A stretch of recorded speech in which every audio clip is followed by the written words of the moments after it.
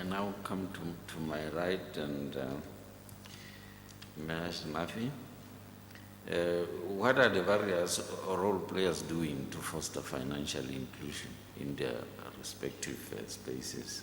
That is government, private sector, non-state actor.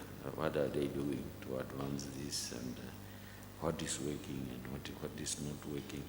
But you can also inject other elements, please.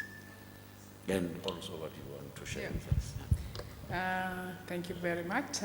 I would also like to thank AERC for inviting me to this important occasion and also for this opportunity to share our experience. My presentation is not based on any research, but it's based on a practical experience that is still taking shape. In Ethiopia, the banking sector is still not well developed. Until 1994, we only had 3 government banks.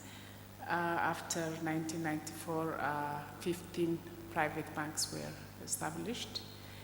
And the 16th private bank is, that I'm going to talk about is established by a group of women and launched this year.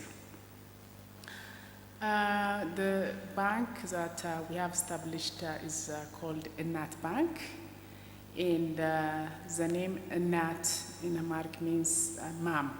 It means mother. This name has appealed to a lot of people, and in that sense, we believe that this bank will be inclusive and addresses the interest of not only women but also men as well. The idea of establishing this bank actually came through a casual conversation between myself and another friend who is in business. And we started to talk about the constraints that women face in terms of accessing finance when they want to start a business or when they want to scale up the business that they're already running. After 2 or 3 months conversation, we decided to share this idea with a group of women. We shared this idea with 10 other women who are in business and also fewer professional women. But none of these women are economists or bankers. They are completely in other development areas. We had one common vision. That common vision is to sort of change the story, to change the narrative in terms of women's relationship with finance. And we wanted to take the conversation beyond microfinance. And we wanted to make a contribution in this regard.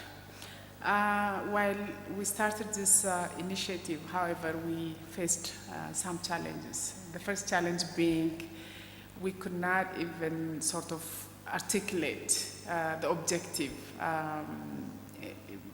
especially in terms of how we want to communicate the objective of the bank to the public, because some of the promoters who come from a business background thought that if we say this bank has a development agenda, we'll not get people, we can't convince people to buy a share. But those of us who came from development background said we have to be upfront about the objective of this bank. And it will be a commercial bank, it will be a profitable bank, but it will have a development agenda.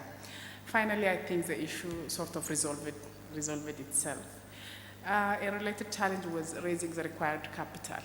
At that point, the threshold to open a commercial bank under the banking law was roughly $5 million US, and it was a big challenge to raise this fund. However, after 2 years of intensive effort, we managed to raise the required fund, and right after we completed collected the required share, a new regulation was announced which which increased the threshold to $25 million US. And there were 8 banks in the pipeline, and all of them had to drop their project. Nat Bank has 9,000 members. It is truly People's Bank. And also we deliberately avoided big investors because we have observed the experience of other private banks. When big investors invest in private banks, they also control the board and they sort of change the agenda of the board, and we observed a lot of problems. So we deliberately stayed with little investors. 64% of the share is held by women, and the board is composed of 11 people, and 6 women and 5 men. The majority are women. And we have only 2 board members who have a banking background. Other members are very successful in their profession, but they are not from the banking sector. The bank started formal operation last March. It's 9 months old, and the opening of the bank actually was graced by the Prime Minister of the country, because both the public and the government took our efforts very seriously, and we're very happy about this. By now, the objective of the bank is quite clear. We want to provide modern and efficient service to all customers with a special focus to women. The bank recognizes women as commercially viable and attractive niche market. The bank is also interested to cultivate the missing middle, those who outgrow small and micro domains. And when it comes to products and services, our management has designed products and services beyond the usual well-known banking products and services. For example, we have some products that are exclusive to women. First of all, we set a target of availing 60% of the total loan portfolio to women. And as of today, we have gone beyond this target, and 87% of our loan portfolio has already gone to women. The bank requires only 70% of collateral for women-owned creditworthy businesses. We also have a product called Enat Choice, where women will be given a loan to buy household furniture and equipments, mainly to ease their domestic responsibilities. We also give salary-based mortgage. We give business advisory services, and we also have plans to establish risk fund, like guarantee fund, to support women who do not have collateral. We want to learn from more experienced banks, especially banks that are development-oriented. Just to highlight the current status of the bank has started registering profit as of last month. As I said, 7% of the loan is given to women. 64% of our depositors are women. We have already opened 5 branches. We are working on technological infrastructure, and brand building is going very well. The bank is a household name now. Many people, almost everybody knows about Nat Bank. Challenges. In Ethiopia, 27% bill purchase requirement is there on private banks.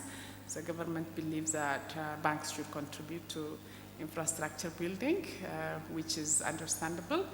On the other hand, this sort of puts pressure on banks, because they have, from every loan that they disperse, they are expected to buy 27% government bill. And there is also a high level of competition for financial resource mobilization. In conclusion, Mr. Commissioner, this bank has to succeed, and we think it will succeed in flying colors. As far as I know, it's a unique experience.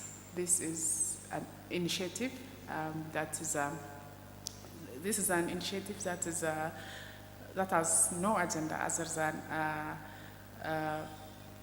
encouraging women to participate in business, promoting women entrepreneurship.